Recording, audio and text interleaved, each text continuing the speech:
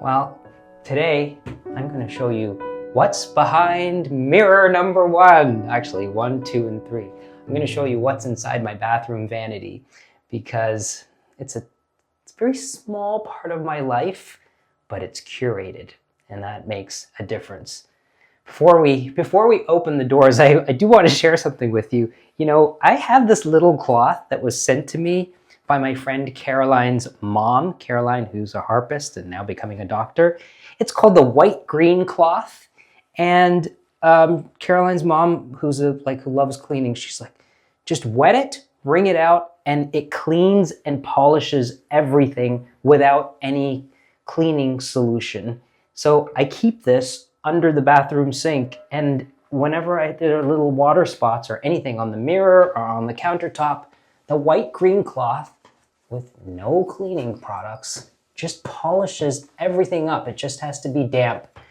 And what I also love about this is it's a small business started and run by a single mom. And if you go to thewhitegreencloth.com, I think it's $5. And I've had this for 3 years. It's a great thing. She's not endorsing this video or anything, but I love supporting small businesses. My mom ran a small business when we were growing up. She went to work, worked 8 hours a day, and then came home and went to the basement and sewed curtains. So if I can support a woman who's running a small business who makes a fantastic product, I'm happy to do that. So check it out, get one. Now, my bathroom vanity. What do I got in here?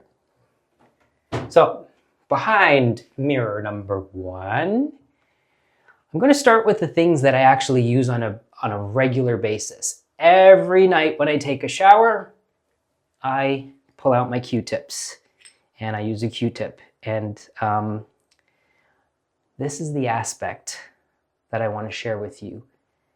You can curate everything you use to be just a little nicer, to be just a little more joyful. The Q-tip box it's kind of nice actually, especially the paper ones, the sliding, the actual Q-tip brand Q-tip box. I like the box. It would not fit in this cupboard.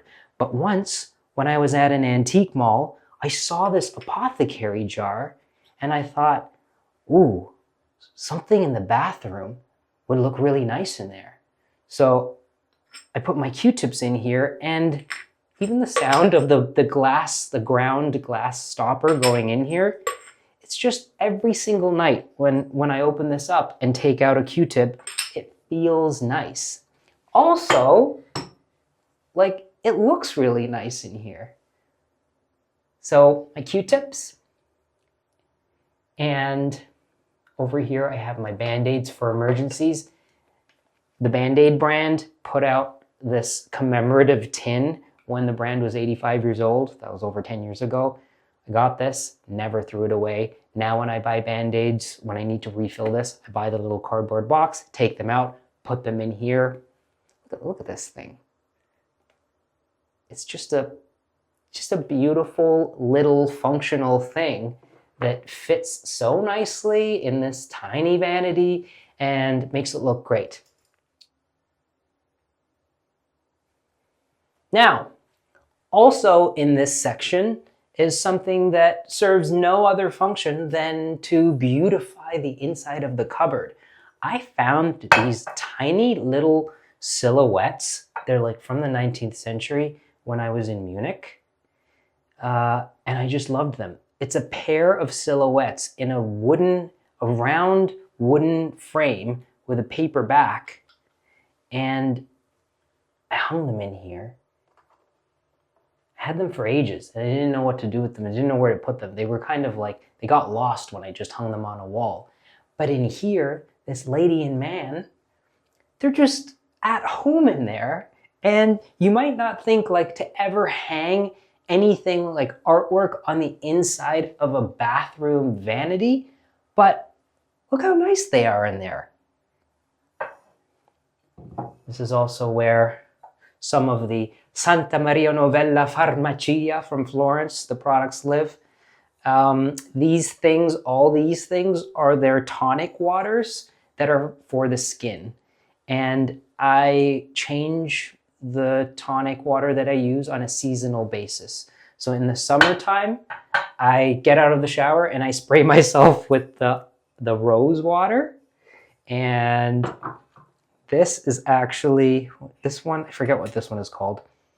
It's, what is this? It's something else. It's not rose, and it's not the third one. But in the wintertime, I use the orange water. Look at how beautiful this label is. This label is so beautiful that it warrants actually living on the counter of the bathroom vanity. So that's another one of my things. If something is not like really appealing to the eye, I put it away. I put it in a cupboard. And that just keeps the bathroom clear. Like there is nothing on the shower stall except a bar of soap. When I need to use shampoo and conditioner, it takes 2 seconds. I take it out of here and take it over to the shower, and then I use the shampoo and conditioner and put it back in the cupboard. Same with this vanity area. Toothpaste. I don't think that this toothpaste should live out here. Imagine this just lived out here. I mean, look at the difference between that and that. It's just nicer. So this is just one of the things that I've developed over the years that anybody can do. I'm not asking you or telling you to go out and buy anything. I'm just saying, like, just change your practice a little bit. Get rid of some of the stuff in the cupboard that you're not using, that maybe is just sitting in there. Like, pull everything out and go through it all and throw away the stuff that you're not using so there's room. And then, another little tip, like, I like to house these utilitarian, not really pretty things in something pretty. This is a pressed glass, an early American pressed glass from like 1880, 1890, maybe 1910. $2 at a junk store. And all of my teeth brushing things live in here, and they live in the cupboard. And when I need to brush my teeth, I take this whole thing out and I put it here, floss, brush my teeth, and then I put it away. I usually put it away the next morning because I like the toothbrush to kind of air out. So I just leave it in here overnight, and then I put it away in there. Other things, now we're behind mirror number 2. So other things like hairbrushes, razor, nail file, that stuff lives in an Ironstone vase. Again, little things that I find when I'm antiquing that I just like I pick it up and I think, ooh, this is so nice. What would I use this for? I just sort of clock that. I put that in my head, and then I remember like, oh, I need something for hairbrushes. And then I buy that little thing, or I buy it and I store it for a little while and find a use for it. I love this thing. Found this in Maine when I was visiting my friends up there at a little antique mall. So, curating the cupboard. There's the utilitarian things down here.